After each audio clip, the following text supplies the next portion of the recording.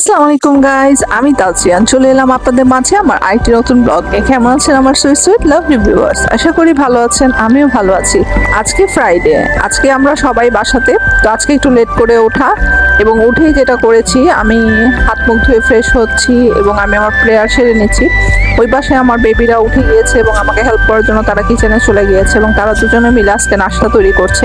বিষয়টা অনেক ইন্টারেস্টিং এবং একজন ভেজে দিচ্ছে এবং একজন হচ্ছে রুটি তৈরি করছে। যাই হোক, এর মাঝে আমি আমার ঘরের যে ডাস্টিং ক্লিনিং সেগুলো সেরে নিচ্ছি, বেড গুছিয়ে নিচ্ছি। আমি আমার মেয়ের বেডটাকে গোছাবো। আমার গোছানো শেষ হলে, বরাবরই আমার মেয়েরা বেড টেড গোছাতে পছন্দ করে না, তারা কিচেনে যে একটু আনুষঙ্গিক আমার সাথে হাত লাগানোটাকেই তারা ভালো মনে করে, তো সেটাই আমি তাদের করতে দিই, যেটা তাদের খুশি। তো যাই হোক, আমি ওখান থেকে সবকিছু করে আসতে আসতে টেবিলে তারা খাবার পরিবেশন করে দিয়েছিল এবং আমি সেটাই খাচ্ছি এবং গল্প গুজব করছি। আমাদের এক সপ্তাহের মধ্যে যেটা হয়, উইকেন্ডে আমরা সবাই একত্রে হই, একত্রে নাস্তা করি। এমনি দিন তো দেখা যায় কেউ আগে কেউ পরে করে ফেলেছি। তো আজকে যেহেতু ফ্রাইডে, আজকে আমার বেবিকে নিয়ে একটু বাইরে যাবো, ওই জন্য আমার মেয়েদেরকে আমি বললাম যে আসো আমরা তাড়াতাড়ি নাস্তাটা করে নিই। যেই কথা সেই কাজ। আমার ছেলে অনেকদিন যাবৎ বলছিল যে সে খেলা করতে চায়, তার বাসায় বসে ভালো লাগে না, একা একা, তার কোনো সঙ্গী নেই, সাথী নেই। তো যাই হোক, তাকে একটু ঘোরাবার জন্য বাসার কাছেই পার্ক আছে, সেই পার্কে নিয়ে চলে এসেছি। বাসার কাছে বলতে আমাদের পার্কটা বাসা থেকে অনেকখানি দূরে, মূলত আমার বেবির স্কুলের পাশে। তো যাই হোক, সেখানে বরাবরই বাচ্চাদেরকে আমি খেলা করতে দেখে থাকি। তো আমি আজকে ভাবলাম যে আজকে যেহেতু এমনি দিন তো সময় করতে পারি না, তো আজকে যেহেতু সময় করতে পেরেছি, তো বাচ্চাকে নিয়ে চলে এসে পড়েছি পার্কটাতে। এই ছোট্ট পার্কটাতে স্লাইড আছে এবং ও হচ্ছে ওর ফেভারিট বল নিয়ে এসেছে এবং সেটা দিয়ে সে এখন খেলা করবে। তো আমি একটু দাঁড়িয়ে দাঁড়িয়ে একটু ভিডিও ক্লিপ নিয়ে নিলাম। ও এনজয় করছে ওর মতো করে।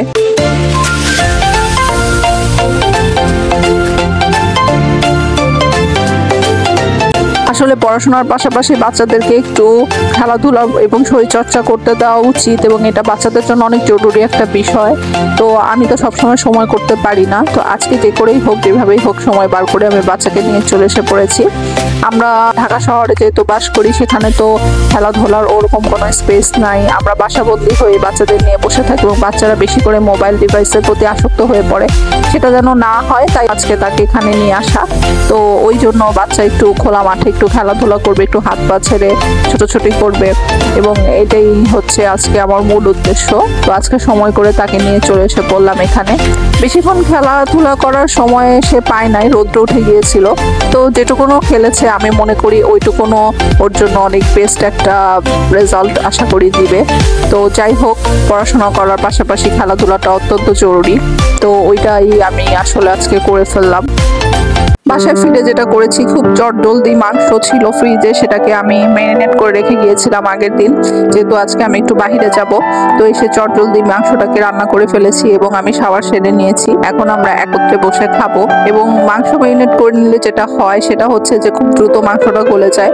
যেহেতু আজকে বাইরে যাওয়ার ডেট ছিল, তো ওই জন্য ওভাবে করেই আমি আসলে সব প্রসেস করে রেখেছিলাম। তো এখন আমরা সবাই একত্রে একসাথে বসে খাবো এবং আজকে মাংস রান্নাটা অনেক দারুণ হয়েছিল। এটা আমি কাবাবের মতো করে রান্না করেছি।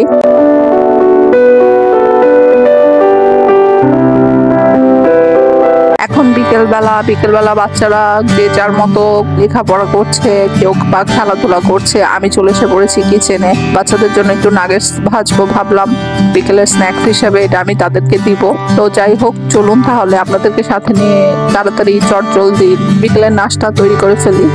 তো আজকে সারা দিনটা অনেক অবসর ছিল। বিকেলে বাচ্চাদের নিয়ে একসাথে স্ন্যাক্স খাওয়ার পর অনেক অবসর সময় কাটিয়েছি, মোবাইল দেখেছি এবং আমরা যে যার পছন্দ মুভি দেখেছি, মুভি এনজয় করেছি। এখন আমরা যেটা করব, রাতের ডিনার সবাই একসাথে করে নিব এবং আজকে ডিনার করতে করতেই আমি আপনাদের কাছ থেকে বিদায় নিতে চাই। আমার ব্লগগুলো যদি ভালো লেগে থাকে, অবশ্যই আমার চ্যানেলটাকে সাবস্ক্রাইব করতে ভুলবেন না এবং লাইক, কমেন্ট, শেয়ার দিয়ে আমার পাশে থাকবেন। ততক্ষণ পর্যন্ত আমি তালচিয়ান আজকে আপনাদের কাছ থেকে এখানেই বিদায় নিচ্ছি। So love you viewers, till then take care, bye bye.